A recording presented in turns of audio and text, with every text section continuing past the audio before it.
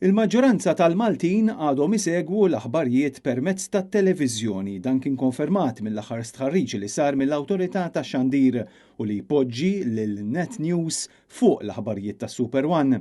Is-servej juri li terz tal-persuni li jaraw it-televiżjoni isegwu l-aħbarijiet fuq Net Television. Dan ikklassifika lil Net News qabel l-aħbarijiet tal-One li fl-aħħar snin taħt Robert Abela biddel l-istrateġija tiegħu biex sar aktar partiġjan u pjattaforma ta' propaganda, xi ħaġa li huwa evidenti li mhux qed tintlaqa' tajjeb man-nies.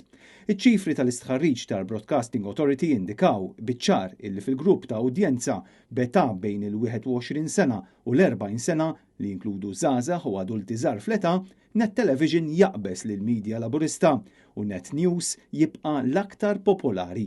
Apparti minn hekk, anke s-sit netnews.com.mt reġa' ikkonsolida l-pożizzjoni tiegħu. Mill-istħarriġ ħareġ li dan is-sit jaqbes il-portal ta' Super One u anke is-sit online ta' TVM. Dan apparti li s-survey ipoġġi lil Net Television bħala l-aktar stazzjon popolari f'pajjiżna, kisba storika fejn għall-ewwel darba l-istazzjon qabeż ukoll lil TVM.